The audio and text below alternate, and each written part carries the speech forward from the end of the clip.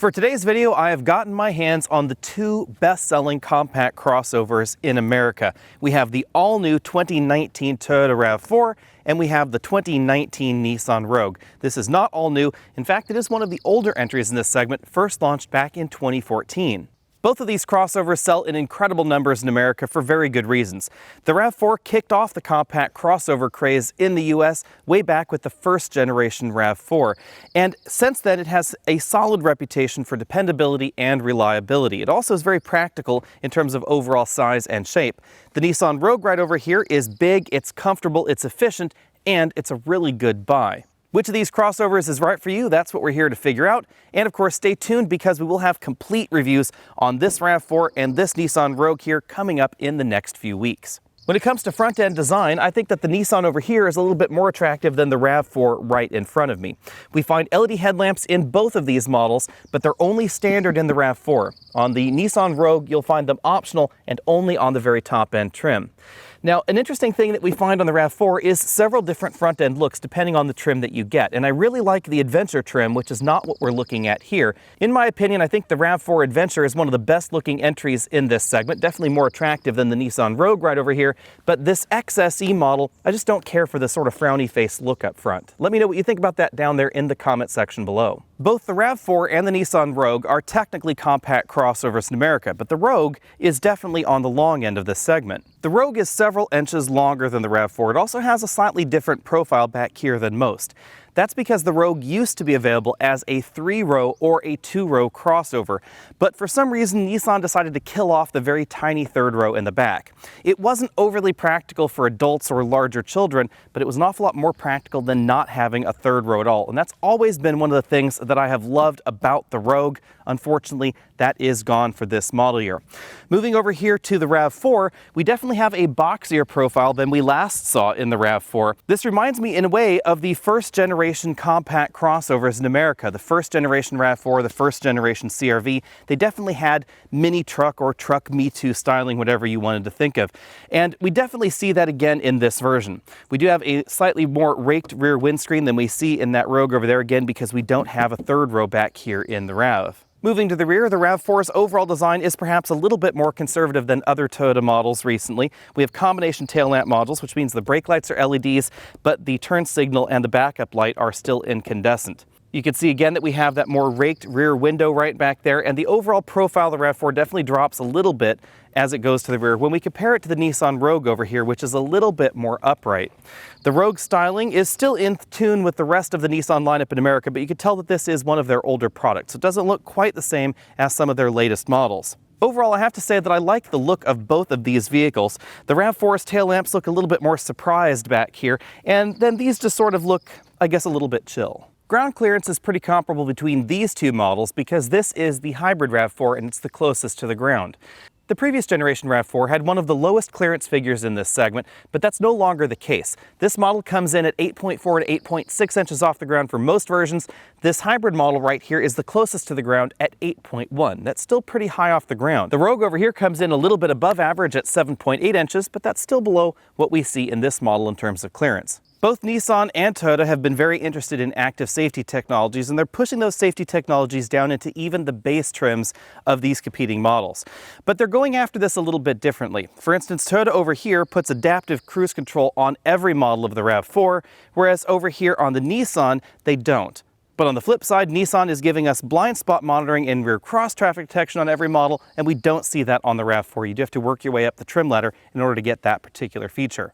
Possibly because the RAV4 is the newest entry in this segment, you will find all of those features on a slightly lower trim than we see over here on the Rogue, but the Rogue does give us slightly better performance when it comes to its lane keeping assistance system.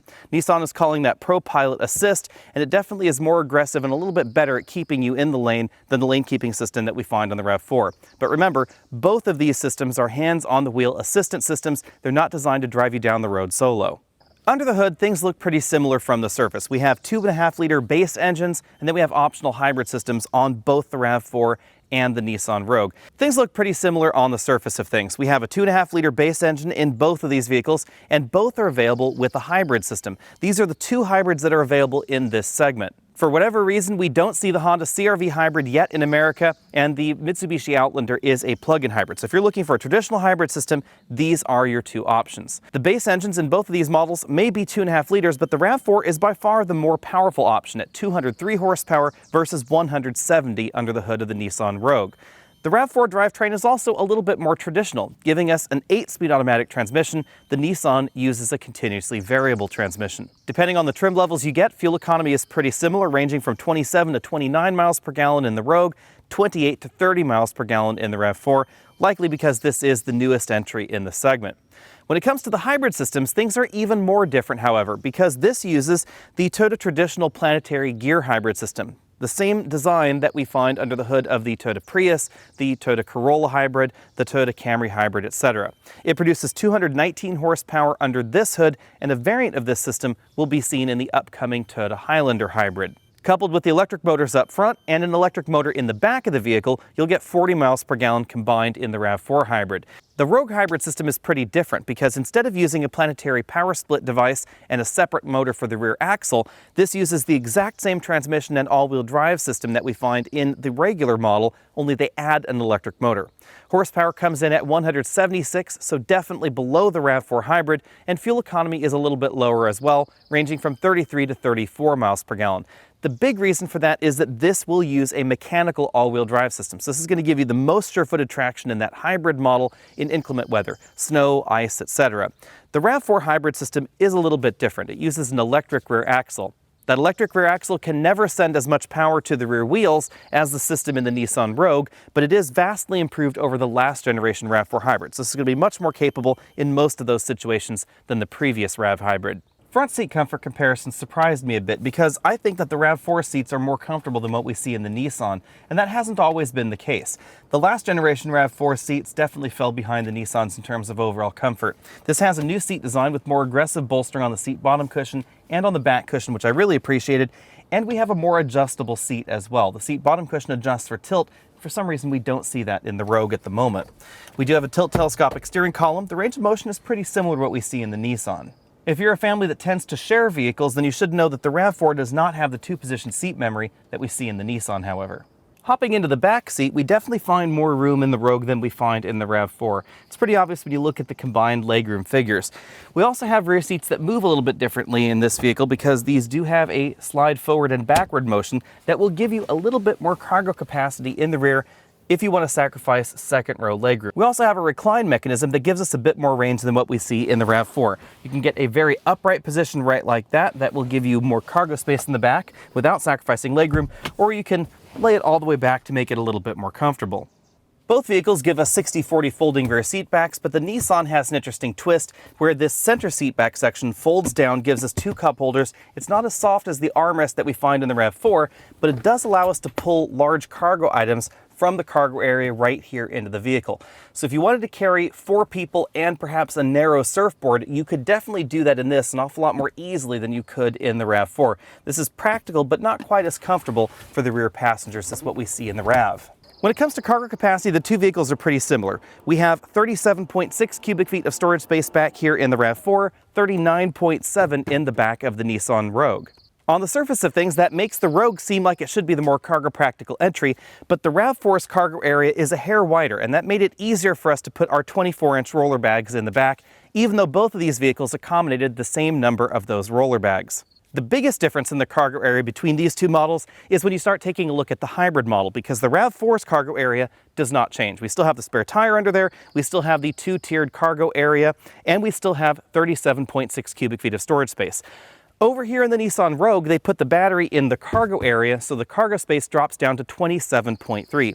Now, we were still able to put the same number of roller bags back here in the Rogue Hybrid, but they do end up a little bit higher off the ground. Not quite as practical as the model that we're driving today. How does Toyota do that? The answer is pretty simple. The hybrid battery pack in the new RAV4 is under the rear seats, not in the cargo area.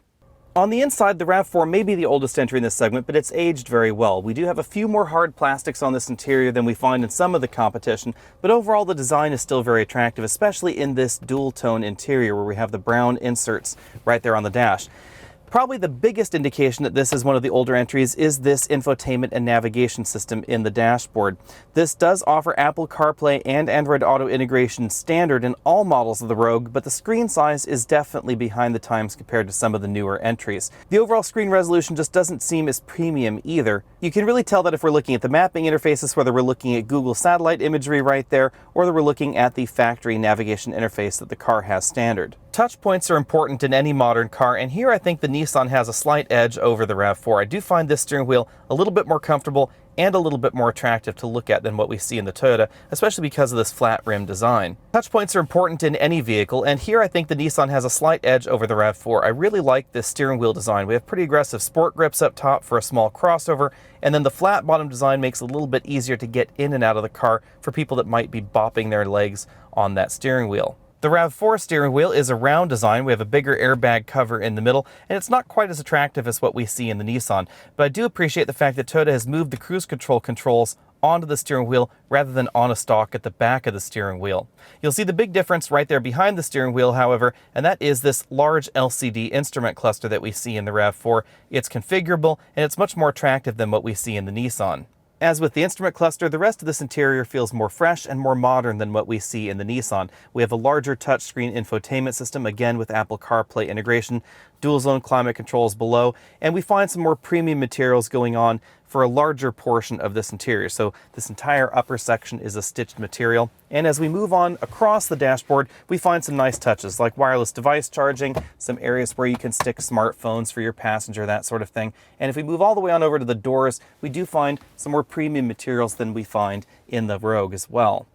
Which of these two crossovers is right for you will depend on your overall priorities. If you want the most cargo room, the most cargo practicality, and the most rear seat room, you'll definitely find that in the Rogue, not in the RAV4. This is going to be especially important if you're a family with rear-facing child seats. It's going to be easier to accommodate them in the Rogue thanks to the extra legroom that we find in that interior. If, on the other hand, you're looking for the ultimate in reliability and dependability, that is probably going to be this Toyota RAV4 right over here, although we don't have official reliability numbers for this vehicle yet because it is so new. The other big win for the RAV4 is going to be the modernness of the interior and the hybrid system that we've been driving today. I know the hybrid model is not necessarily a direct competitor to this non-hybrid Rogue over here, but I'm talking about the hybrid model because this is the most interesting trim of the RAV4 for me. We get slightly better performance than we find in the regular RAV4, significantly better fuel economy, 40 miles per gallon combined even in real-world driving, and we don't have any loss of cargo practicality, and that's something that we see in the Rogue Hybrid. We lose some of that cargo practicality back here. So if you're debating between Rogue Hybrid and RAV4 Hybrid, I think the RAV4 Hybrid is an easy win. But if you're debating between regular Rogue and regular RAV4, I think that's going to be a little bit more tricky. If you're following us over at facebook.com/AlexandAutos, then you probably know that we have ordered a RAV4 Hybrid for a long-term test here at Alex and Autos. We'll have it for about 10 months or so, and we'll be putting it through a battery of tests, comparing it to the mainline competitors in the compact crossover segment as well. I have to say that the RAV4 Hybrid specifically is one of the most interesting compact crossovers available in America. I think it's a tough tie between this and the new turbocharged Mazda CX-5. The reason I like the RAV4 Hybrid is that it has all the practicality of the regular model, but it gives you 40 miles per gallon and better performance, and in addition to that, it's going to pay for itself within the average time frame of a lease.